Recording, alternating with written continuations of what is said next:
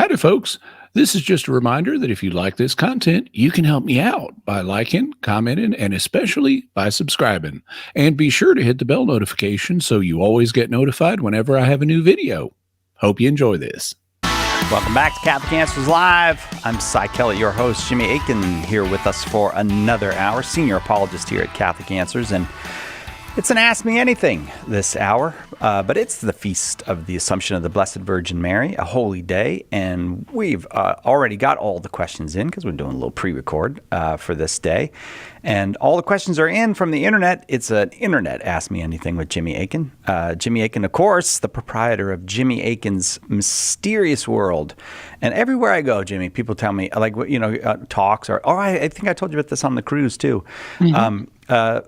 How much they love Jimmy Akin's Mysterious World, or now people have the merch. There was this couple there, both wearing their Jimmy, and they were kind of like talking to me in a way like posing almost, and trying to get me to notice that they were both wearing Jimmy Akin t-shirts.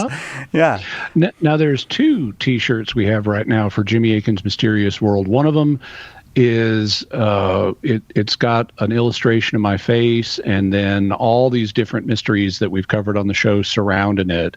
And another is of a UFO with me greeting an alien at the base of the UFO ramp. Which one were they wearing, or both? I think it was the UFO. Well, I remember the UFO one, so I know at least one of them was wearing that. I can't tell you. I don't remember the other one. Yeah. Just curious. I've been like wearing that same shirt with me in the UFO, like at Walmart, and I had a clerk say, "Is that you?" And I was like, "Yep, that's me." Yeah. Is it a pretty good depiction of when you actually met the UFO, or is it just? I can't talk about it. Okay. All right. Fair. He never talks about it. All right. Back to the questions we go. Jenna wants to know this: how did the numbering of the chapters and verses in the Bible come about? Okay, so I'm going to do a solid here for our marketing director, Donna Barrick, by mentioning that very information is in my book. The Bible is a Catholic book. So here's a plug for the book. And I'm not going to leave you hanging. I'm going to tell you, but I thought I'd read what I wrote about this in The Bible is a Catholic book. So this will give people in the audience a taste of the book, and they can order it and learn lots of other fascinating stuff. So here's what I said. An important development in biblical scholarship was the introduction of chapter divisions. Modern readers are so familiar with chapters and verses that they often don't realize that these weren't there from the beginning. The only biblical book that naturally has chapters is the Psalms, because each psalm is a separate hymn. That means that in a modern Bible, Psalms naturally has 150 chapters. However, the other biblical books originally didn't have such divisions. Over time, they began to be added. Jewish copies of the Old Testament were frequently divided into paragraphs. In both Jewish and Christian circles, the portions used in the liturgy were divided into sections so that they could be read aloud to the faithful at the appropriate times of the year. However, there was no standard universal way of dividing the text in Bibles. Individuals began to experiment with chapter divisions, and the system that stuck was created by Stephen Langton, who lived in the 1100s and 1200s, the Catholic Archbishop of Canterbury. So that's how we got the chapter divisions. How did we get the verse divisions? Well, the chapter divisions allowed people to more easily cite and look up a passage. No longer would commentators have to say things like, Isaiah speaks of the suffering servant towards the end of his book. Now they could say, Isaiah speaks of the suffering servant in chapter 53. Eventually, the verses also would be introduced. The modern system of verses came from the Protestant Frenchman Robert Estienne, who lived in the 1500s, when he published an edition containing them in 1551. So there were other chapter systems and other verse systems, but the ones that stuck were Stephen Langton's chapters and Robert Estienne's verses. Oh, very good. You can get the Bible as a Catholic book over at shop.catholic.com. Jenna, thank you very much for the question. Plenty of time for another question before we have to take a break. Here's another question from Jenna. If you could meet any 3 Egyptian pharaohs for dinner, I like the start of this, Jenna. and they wouldn't try to kill each other, guaranteed, who would you choose and why? Well, I'd also want to make sure they tell me the truth. So maybe I can have a truth serum, which doesn't exist in real life, but maybe I could have a truth serum slipped into their food. Because what I'm interested is not just, I want to know stuff. Mm-hmm. And so I want them to tell me the truth. But come on, just 3? There are a lot of pharaohs I'd like to meet. There's a lot of stuff I'd like to clear up. Having said that, if I had to pick just 3, one of them would definitely be Ramesses II from the 19th dynasty, because he is the lead candidate by a long way for being the pharaoh of the Exodus. And I'd love to ask him questions about the Hebrews and the Exodus and his experience and so forth. He reigned for a phenomenally long time. And he had a lot of really interesting stuff happen in his reign that wasn't even connected with the Exodus. Like he fought the Hittites. And then as he got older, he said, let's make peace with them. And he and the Hittites negotiated a peace treaty, and we have the peace treaty. And it talks about like how when they implemented it, they had a big feast because we're not fighting each other anymore. And you have Egyptians and Hittites sitting down together and they're eating. And the text notes they were eating together without fighting. Nice. So I'd love to meet Ramesses II. Another that I'd love to meet is from the previous dynasty. That's Akhenaten. And Akhenaten is famous as the heretic pharaoh. I did an episode of Mysterious World all about him, so you can check that out. He tried to change Egypt's religion. And what he did, and he kind of did it in stages, but basically he tried to introduce monotheism. He prohibited the worship of the traditional Egyptian gods, and instead he introduced the worship of one god who he depicted as the solar disk, which was known as Aten. And so Akhenaten, his name, that's a new name he took on in honor of his favorite god. It means like the living Aten. And his son, Tutankhamun, his name means the living image of Amun. Tutankhamun's birth name was Tutankhaten because his dad was an Aten worshiper. And so Tutankhaten's original name meant living image of Aten. But then when Akhenaten died, everyone was like, let's go back to the old religion. And so even though he was a little boy, the advisors of King Tutankhaten, like his vizier Ai, who was really running the show, Ayi, said, we need to go back to the old gods, and so you need to change your name. And he became Tutankhamun, Amun being the hidden god. And so his name came to mean living image of Amun. Well, then,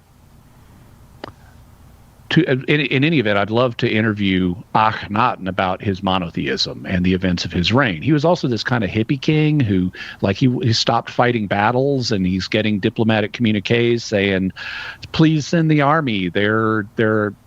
Things are really stressful here. And then you get a later message like, please send in the army. They are attacking, and stuff like that. He wasn't interested. He wanted to just hang out in the desert and love and celebrate. He had introduced a new art style and worship Aten and not be bothered with any of this statecraft business.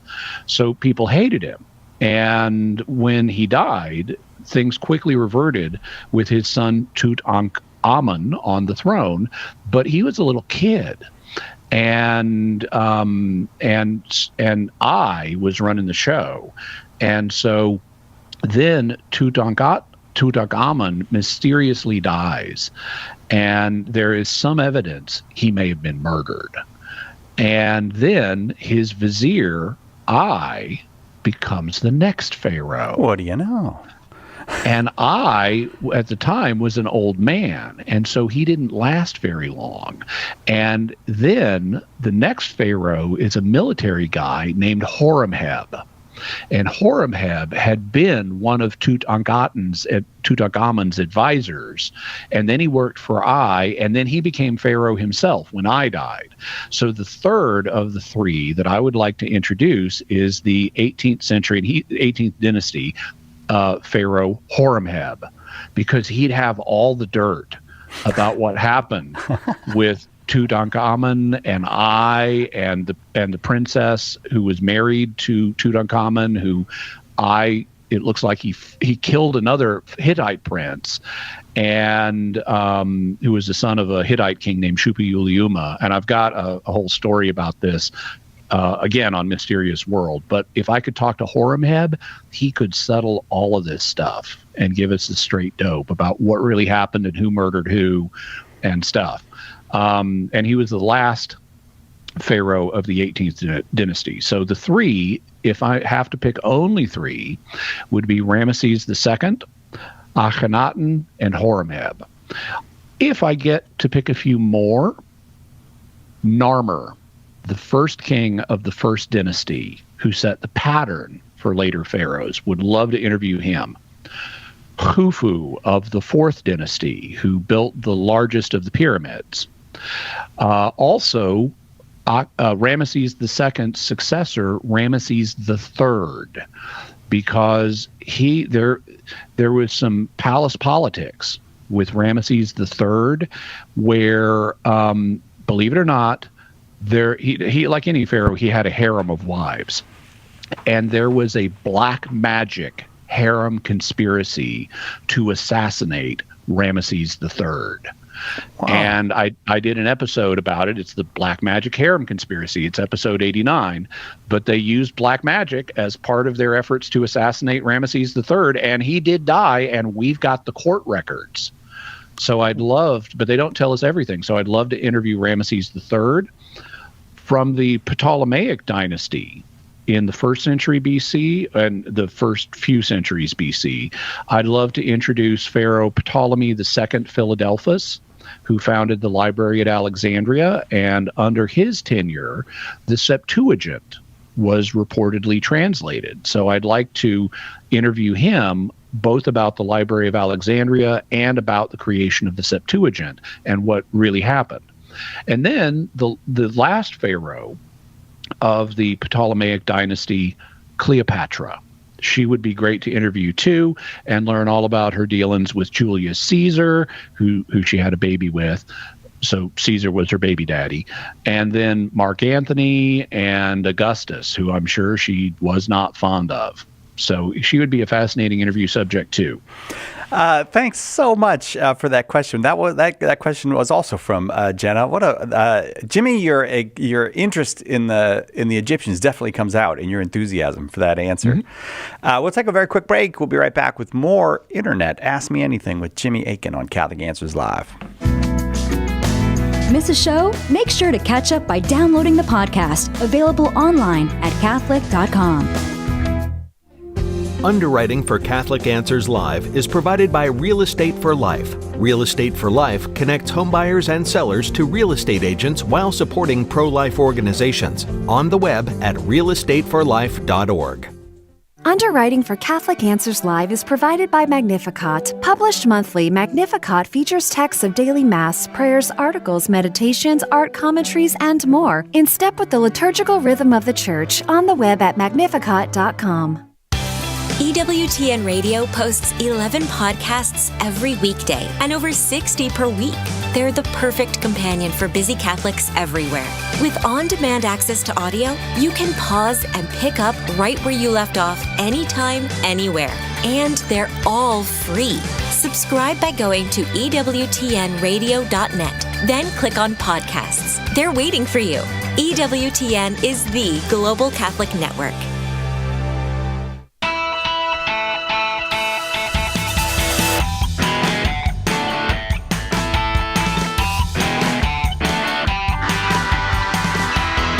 Welcome back to Catholic Answers Live. Having a good time with Jimmy Akin, and lots of questions from the internet for Jimmy. And the next one, kind of a long question from the internet, so I will get right to it. This one comes from Thomas. Father Spitzer believes that God first created a group of proto-human beings starting with two non-ensouled pre-hominids, one man and one woman. These were Y-chromosomal Adam and mitochondrial Eve, and God created them 200,000 years ago. These two spawned many humans, and from those humans came several different subspecies of man. Wikipedia lists 19, though some of these are disputed, and if I recall, there may be more. Then around 70,000 years ago, God created our ensouled ancestors, Adam and Eve, and their descendants began migrating all over the world. All Homo sapiens today. Homo sapiens. Oh, I'm sorry. What did I say? Homeo. Oh, all right. All Homo sapiens today descend from these two, and all other non-ensouled Homo sapiens, or human subspecies, eventually died out. All right. Assuming this theory is correct, would it be immoral or bestiality for ensouled man to mate with non-ensouled Homo sapiens, or the other ensouled subspecies of man, such as Neanderthals, Denisovans, or Homo erectus? Would this be bestiality? Could the mating of non-ensouled human and an ensouled human be where we got the idea of the Nephilim from? The sons of God, ensouled, mated with the daughters of man, not ensouled, creating Nephilim? Do you know of any books on these various prehistoric human subspecies as well, including the taxonomy, prehistory, and anthropology? Okay, so I haven't read what Father Spitzer has written on this subject, so I can't really comment on that. I'll just interact with what you describe, though I suspect that there may be something getting distorted in the transmission, because the theory that is described here is not the standard scientific understanding. Y-chromosomal Adam is the last universal male common ancestor, genetically speaking. The Y chromosome is passed down exclusively from through the male line. Women don't have Y chromosomes. And if you trace back all the Y chromosomes among human men, they do all go back to a last common universal ancestor from whom all living men are descended. Now, that didn't mean that all men are descended from him, but all living men are descended from this one guy. And he's called Y-chromosomal Adam. It's also not a given that he was the only man at the time. It's just his Y chromosome line came to dominate. And it's estimated that Y-chromosomal Adam lived between 160 and 300,000 years ago. Mitochondrial Eve is the last common ancestor of all human beings based on mitochondrial DNA. Mitochondrial DNA, the mitochondria are organelles within our cells. They're not part of the nucleus, but they do have DNA. And so this is called mitochondrial DNA. Mitochondrial DNA is passed down exclusively through the female line. We all have it, but we all got it from our mothers. So it doesn't matter whether you're a man or a woman, you've got mitochondrial DNA that you got from your mom. And if you run an analysis across the human population, all of the living humans have an ancestor that was one woman who is known as Mitochondrial Eve. She lived between 100,000 and 203,000 years ago. She was not the only woman at the time, and not all women in history are descended from her, but her mitochondrial DNA came to dominate, and so all living humans have Mitochondrial Eve as an ancestor.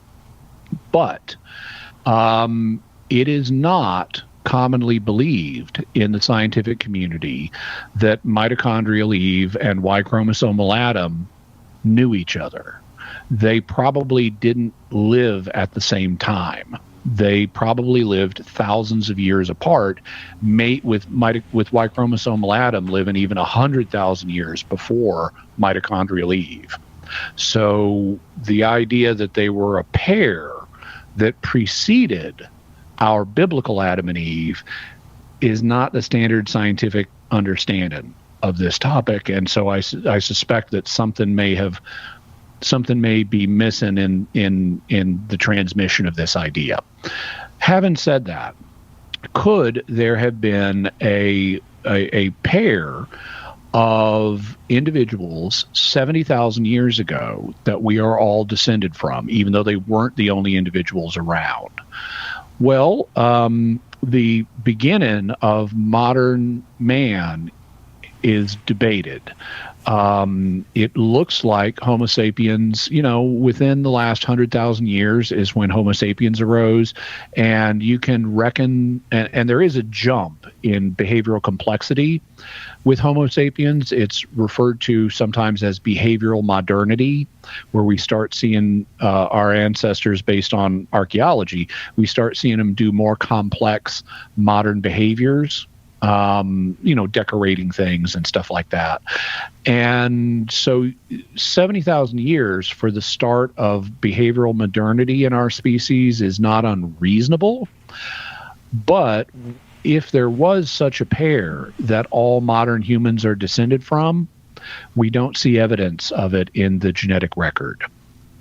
We do see evidence for universal common descent from Y-chromosomal Adam and mitochondrial Eve, but they lived way before 70,000 years ago. And so we don't see a single couple in the right time frame that we're all descended from. Having said that, there's also another thing that we need to talk about here, which is that in the description of the theory that was given here, it referred to this couple 70,000 years ago as being ensouled, and all previous humans, including Y-chromosomal Adam and mitochondrial Eve, as being non-ensouled. But standard Catholic theology holds that all living creatures have souls. Doesn't matter whether you're animal, vegetable, or human. You got a soul, because it's what keeps you alive. And the different creatures have different types of souls. So those creatures that are very, very close to being fully modern humans would have souls that are very, very close to being fully modern human souls. So we wouldn't describe them as unensouled. We would say, okay, they're almost human, so they have almost human souls.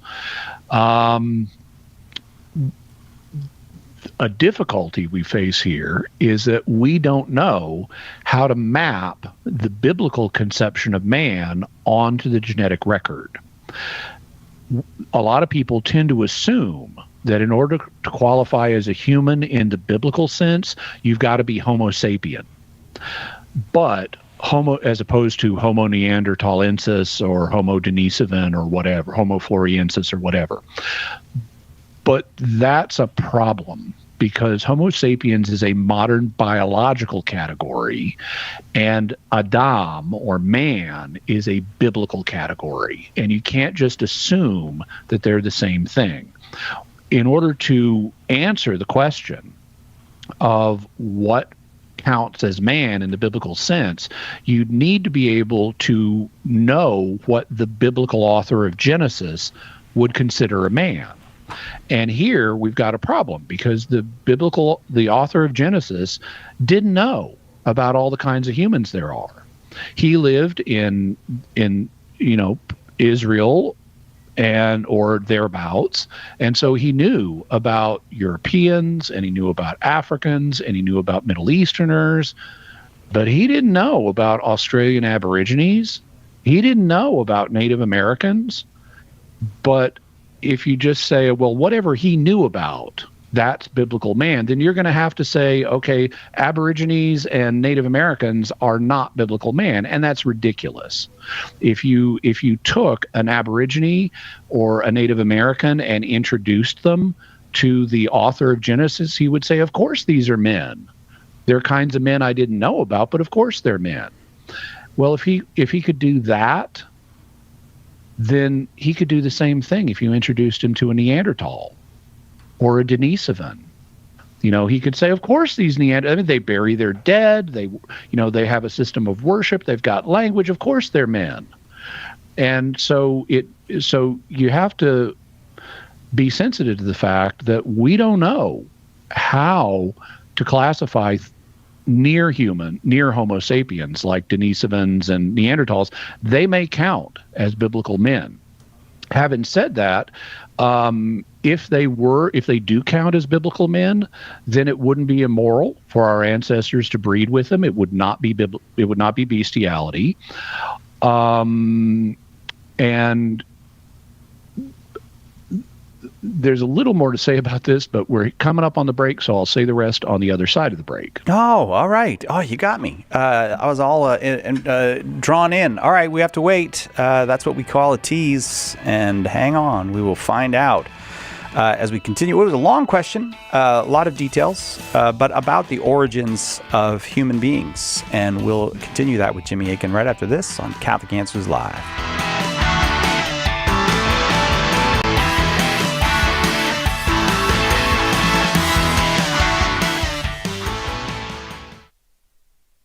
What was the church like in its infancy? In a word, Catholic. And Joe Heschmeyer has the receipts.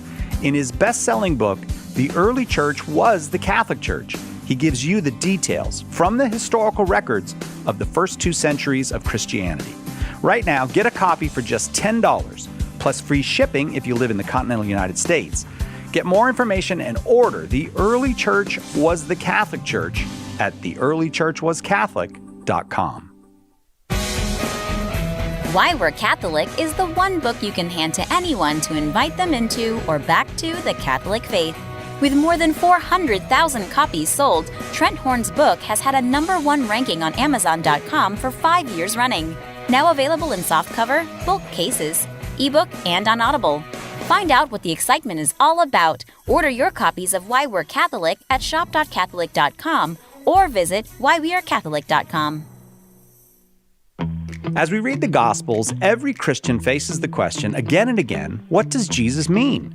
Getting the answer right is critical to both growth in holiness and fruitful evangelization. Want to know Jesus better so you can introduce him to your friends? Then it's time to get serious about understanding his words. Why not join Catholic Answers for our 10th annual Apologetics Conference? Learn from me the parables, sermons, and conversations of Jesus Christ. September 26th through 29th, right here in sunny San Diego. Learn from our guests, Dr. Scott Hahn and Kimberly Hahn, Dr. Ray Guarendi, Father Sebastian Walsh, Billy Junker, Father Paul Check, and, of course, all of your favorite Catholic Answers apologists. It'll be 4 days of fun, faith, fellowship, and a live radio show.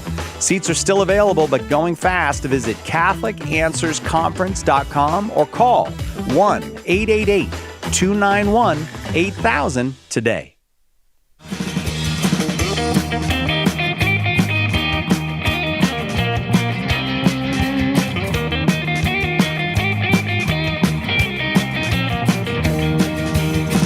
A little bit of groovy music there for you. I'm Cy Kellett, your host. Jimmy Akin is our guest. We had to take a break right in the midst of a fascinating topic, actually one that I know lots and lots of people are interested in, about the origins of humanity. I won't try to sum up where you were, Jimmy. Maybe you could do that. And sure. On you go.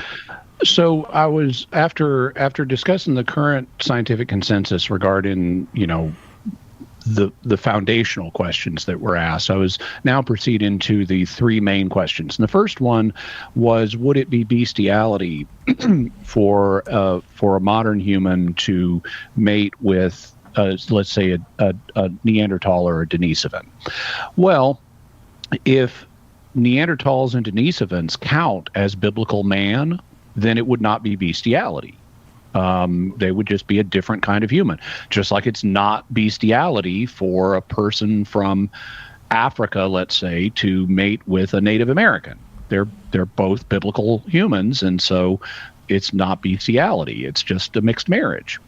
In the case of, on the other hand, if Neanderthals and Denisovans and so forth don't count as biblical man, well, it's still not like you're mating with a donkey. And you got to ask what level awareness did people back then have of species differences and stuff? Right. They might say, okay, this Neanderthal, they're not exactly like me, but they're enough like me. And so it's hard to label it bestiality in any sense, because if it were true bestiality, you couldn't get fertile offspring. A standard definition of what counts as a species in biology is if two organisms can breed successfully and have the offspring be fertile so that the line can continue, then those two individuals are of the same species. And since, we know that our Homo sapien ancestors were so hot that Neanderthals and Denisovans wanted to mate with them and successfully mated with them and had fertile offspring, which is why we've got their DNA in ours, biologically they would count as the same species. They might be different subspecies, but they would be the same species. And so again, the charge of bestiality doesn't look like it would apply. On the other hand, if it did apply, well, they did it anyway. But, okay, they were fallen. So then there's the second question. Given the, could this interbreeding be responsible for the Nephilim we read about in Genesis 6? Well, the interbreeding occurred tens of thousands of years ago, and there are some traditions, like the Big Dipper in the sky, or I should say the Great Bear, Ursa Major. There are some traditions that genuinely have lasted for over 10,000 years. Like we know the recognition of Ursa Major is at least 15,000 years old. I won't go into how we know that, but we do know that. And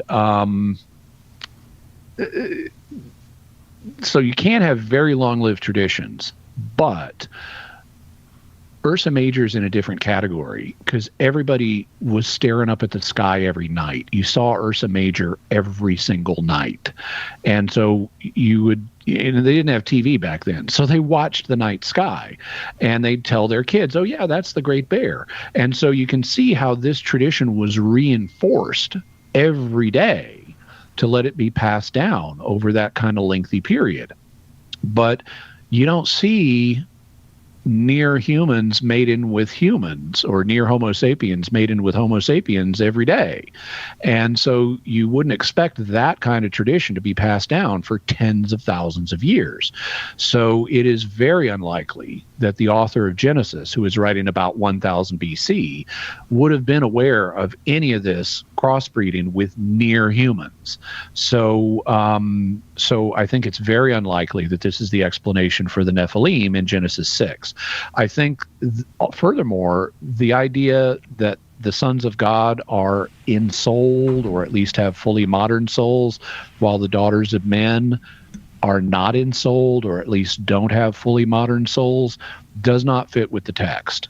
If anybody here is not a normal human, it's the sons of God. That phrase is used in the Old Testament to refer to high-ranking angelic beings, such as the ones we see at the beginning of the book of Job, where you've got God comes into his throne room in heaven, and all the sons of God come in with him. They're high-ranking angelic beings. And so the idea that the sons of God in Genesis 6 would be true humans and the daughters of men, the daughters of Adam, are not true humans, it just doesn't go with the text. I think we know how the biblical author understood this, and the sons of God in this text, despite what a lot of people think, really were understood to be high-ranking angels. And I did an episode of Mysterious World on the Nephilim, so you can check that out to hear the evidence about that. In terms of the third question, do I know of any books relating to all this? There are a number of books. One that you might want to check out is about the Neanderthals specifically. It's called Kindred, and the subtitle is Neanderthal Life, Love, Death, and Art. It's by a woman named Rebecca Wragg, W-R-A-G-G, Sykes, F-Y-S-Y-K-E-S. So Kindred Neanderthal Life, Love, Death, and Art by Rebecca Ragg Sykes. Thank you, Thomas, for that question. It's an internet Ask Me Anything with Jimmy Akin. Philip wants to know this. In the early church, when a bishop was elevated to a diocese, it was understood that he was to hold the position for life. And bishops transferring dioceses was explicitly forbidden by the canons. But by the time we get to the early modern period, we see bishops routinely leave, being moved around, getting only, this getting more common in the 20th century. When exactly did this practice change and why? Well, the practice of bishop shift in diocese goes all the way back to St. Peter, because originally he was the bishop of Jerusalem, but then he became the bishop of Rome. So we have precedent for bishops transferring diocese in the Bible itself, even though they didn't yet have the term bishop didn't yet have its modern meaning, but in retrospect, it applies to Peter. The fact that and it continued, because the fact that certain councils rejected the practice, that's a sign some bishops were doing it. Otherwise, you don't prohibit things no one's doing. And so these councils thought it was a bad idea and rejected it, but that's only a sign that some people were still doing it. Well, eventually, as the Holy Spirit led the church, and the church had a lot of experience with different situations, it was discerned that there can be good reasons for it. Now, it's also can be very good for a bishop to remain in his diocese for his entire life, or until his retirement at least, but there can be good reasons for transferring a bishop. For example, you might want to test out a new bishop in a smaller diocese before you promote him and give him a big important one. Because if he's not the right guy, you don't want to give him more responsibility. So it was discerned that there can be good reasons for transferring a bishop from one diocese to another, and so the older regulations were eventually modified. All right, Philip, thank you for that one. This one comes from Jenna. I have heard that some people believe Melchizedek and Shem, the son of Noah, are the same person. Please explain why some think so and share your opinion on the matter. Okay, so the idea is based on the fact that if you use the length of lifespans that are reported in the Masoretic text edition of the Old Testament and you add them up, it would turn out that Noah's son Shem would have lived into the lifetime of Abraham. In fact, he would have even lived a little bit longer than Abraham, which is kind of surprising. Well, Abraham shows deference to Melchizedek. And so, well, if he was the son of Noah, that would explain that. But this idea is based on rabbinic Jewish sources that are over 1,000 years later.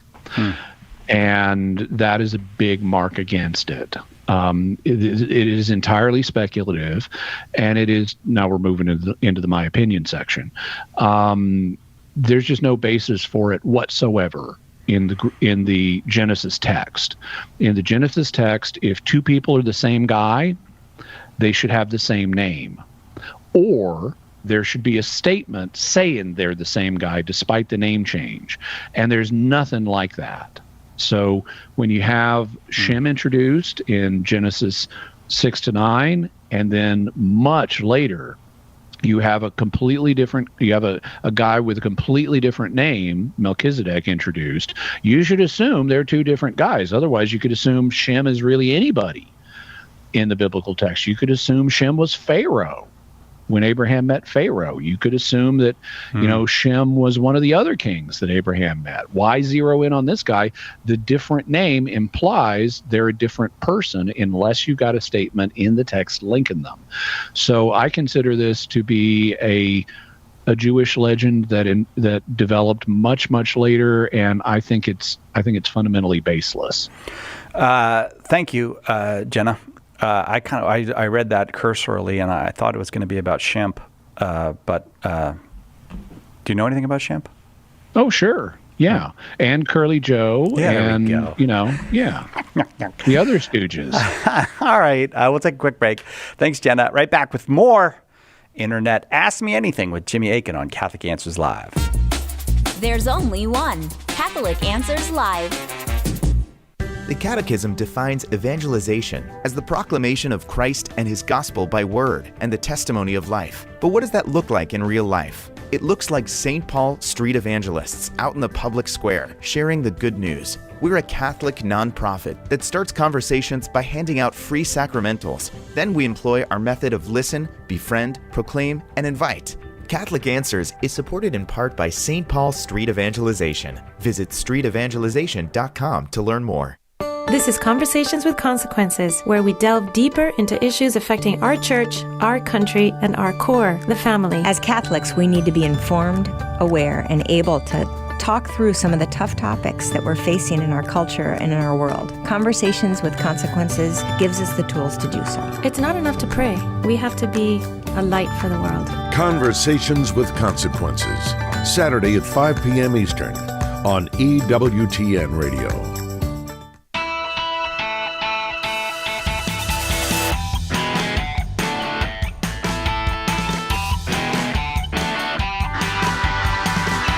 Welcome back to Catholic Answers Live.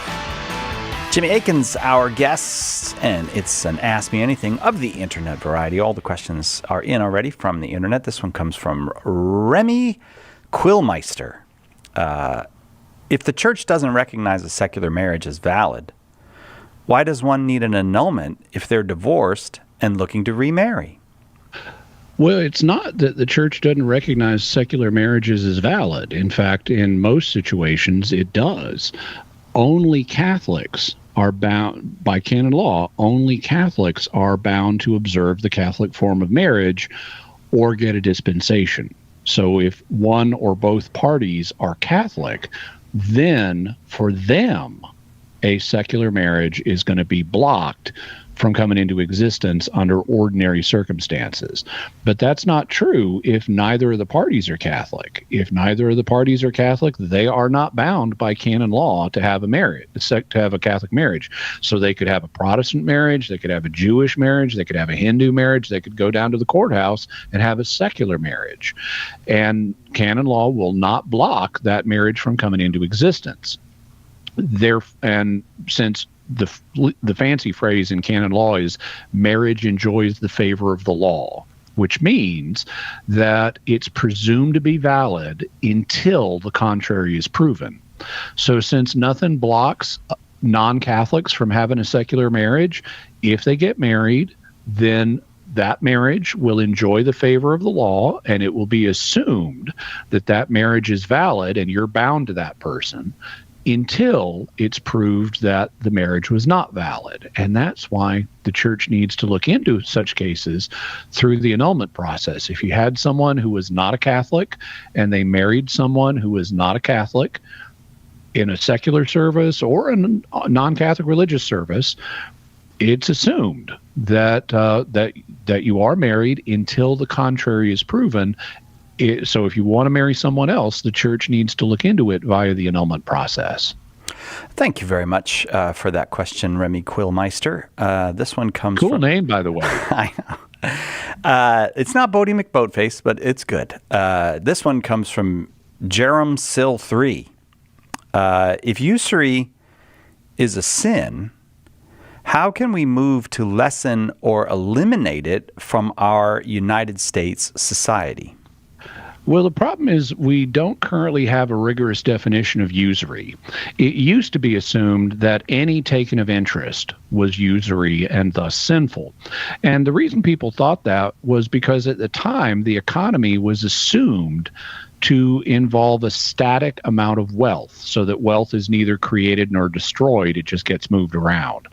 But eventually it was realized that actually you can create new wealth. Like we do, for example, and this is just one example of many, but, when we create new technologies, that leads to new wealth. Or when you open up a new business and your business starts creating new wealth.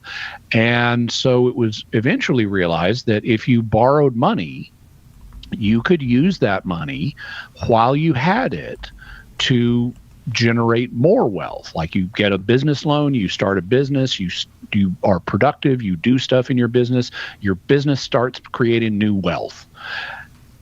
But if you do that, then the person who loaned you the money doesn't get to do that because he doesn't have the money anymore. He gave it to you. And so you're getting a benefit out of this money. You're creating new wealth that didn't exist before. And he's getting nothing. So why shouldn't he just keep his money and use it for himself? Well, it would, if you give him an incentive, like I'll give you some interest, I'll give you back not only what you loaned me, but I'll give you a reward for giving me the use of this money for this time period, then that'll compensate you for the fact that you didn't have the use of this money for the time period you loaned it to me. And thus, you get a reward and I get a reward and we both benefit. And so usury, as a result of these insights, usury got reconceptualized as kind of basically taking too much interest. The problem is we don't have a definition for what too much interest is, and it's going to vary from one circumstance to another. And therefore, Catholics are free to disagree about how much interest is too much and in what circumstances is it too much. Because if like something's a high risk loan as opposed to a low risk loan, well, then if you were risking not getting your money back, that justifies a higher level of interest on it compared to a low risk loan where you're guaranteed to get your money back. You don't need as much of a reward because in a high risk loan, you might lose all of the money you loaned. So you need a higher reward to justify the higher risk. So Catholics are free to have different opinions about what's too much risk and in what circumstances.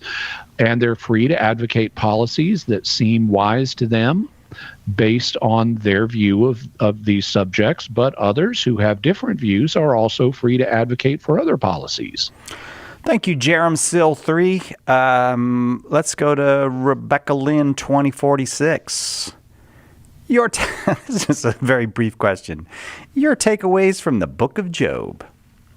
Well, my biggest takeaway is that just because an innocent person suffers doesn't mean that this person sinned and is being punished. That's the major point in the book of Job. Also, another major point in the book of Job is one needs to stick with... Ooh, that was an interesting sound there. Another major takeaway in the book of Job is that one needs to stick with the true God in spite of suffering. So even when you're suffering, you need to stay faithful to God. And a third one is that if one does so, if you stick with God, even though you're suffering, the true God will eventually reward you. And that reward will be greater than what you suffered. Now, we know based on other passages, including in the New Testament, that reward may not come in this life the way it did for the character of Job. You may get that reward in heaven. But if you stick with the true God in spite of suffering, God will reward you, and the reward will be bigger than what you suffered. So those are my key takeaways. There are others, but those are the ones that immediately come to the top of my mind. And that was a very well-phrased question, Rebecca Lynn, 2046. Thank you for that. This one comes from, a lot of people have numbers in their names on this source. Kaiser 4506.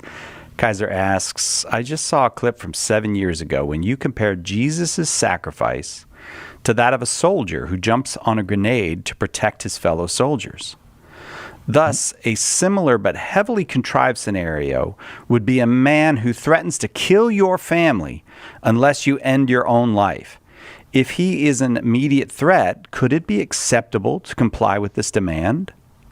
So in Jesus's case, in the example of throwing himself on a grenade, the comparison to a soldier throwing himself on a grenade, his death is foreseen, but he's not deliberately trying to kill himself. It's not suicide. You can foresee you're going to die, but you're not trying to kill yourself. What you're trying to do is save other people. And you may foresee I'm going to die, but if by some miracle you survive, that's great. Suicide is not your goal. Saving your buddies is your goal.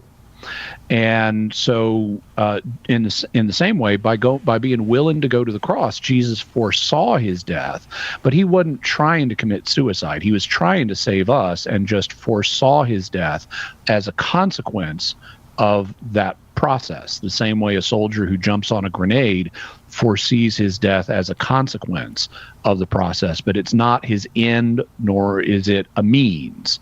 It just is a side effect. So in this modified version, a standard Catholic moral appraisal would say you can't kill yourself. If someone is demanding that you put a bullet through your own brain, no, you can't do that. That's suicide. But you could let the victimizer kill you, so he takes the blame for your death. And that's closer to what happened to Jesus. You know, the Romans and the Jewish authorities killed Jesus. He didn't kill himself. And that's also similar to what was done by St. Maximilian Kolbe during World War II. He was a priest who offered his life for a man who was going to be killed by the Nazis, and he said, "Take me instead." He didn't kill himself, but he offered his life in the place of someone else. So if someone is saying, you need to die or your family's going to die, you could say, then kill me. But a standard moral analysis would say you can't kill yourself. Thank you very much for that one. That was Kaiser. Thanks very much. This one comes from Captain CH6182. Does Lazarus being raised from the dead provide a counterexample to the idea that our souls become immutable after death? From what I understand, souls that are in heaven and hell are set there for eternity and cannot decide to change their mind because of their judgment being final and their soul being locked in whatever they chose their ultimate good to be after being separated from the body. So what exactly was the state of Lazarus' soul after being brought back to life? Assuming he went to the place that is called Abraham's bosom, or the limbo of the fathers, he was already prepared for heaven. In fact, Lazarus is now a saint. So does that mean he remained completely sinless throughout the remainder of his life? Or was he still able to fall into sin and never repent and instead be judged into hell? Okay, so at regular death, our wills become fixed on either good or evil. It's not entirely clear that Lazarus experienced regular death, though, since it was a temporary death. So you could say, well, maybe his will didn't become fixed. On the other hand, I think it's probable that it was fixed on good while he was dead. But he then returned to a normal mortal state of existence. And while undoubtedly he had some after effects from heaven, I think that the state he returned to, and this isn't provable, but I think it's very likely that the state he returned to included the full range of free will options that are normally open to us in this life. And that's consistent with what we see with near-death experiencers. Near-death experiencers commonly come back with a more spiritual, loving attitude towards others, but they're not completely sinless. And so I think the same thing was likely true of Lazarus. His will may have been fixed on good while he was dead, but once he came back to a pre-glorified earthly existence, his will would have reverted to a pre-glorified state that had the option of choosing, but he likely had a more spiritual, loving outlook as a result of his experiences in the afterlife, the same way near-death experiencers tend to. The second part of his question is, this is a hypothetical scenario. Let's say that Lazarus was married. Now, if the marriage bond ends at the death of one of the spouses, what does that mean when Lazarus comes back to life? What would be the state of their relationship? What would he and the woman who was his wife have to go through, or would they have to go through the whole process of marrying again if they wanted to continue their relationship? If so, would that mean it is technically possible to marry the same person twice? Also, if Lazarus and his wife didn't know about marriage ending at death, would they be committing adultery were they to engage in relations? So the church doesn't have a teaching on this, but it appears that the marriage commitment that people make to each other is for this life. And if someone is restored to this life, then the marriage commitment revives. I mean, they committed until I leave this life permanently. I'm with you. So if there's just a little temporary interruption, I'm still with you. So it wouldn't be adultery for Lazarus and Mrs. Lazarus to have marital relations. They wouldn't need to get married again. And this is also typically what happens with near-death experiencers.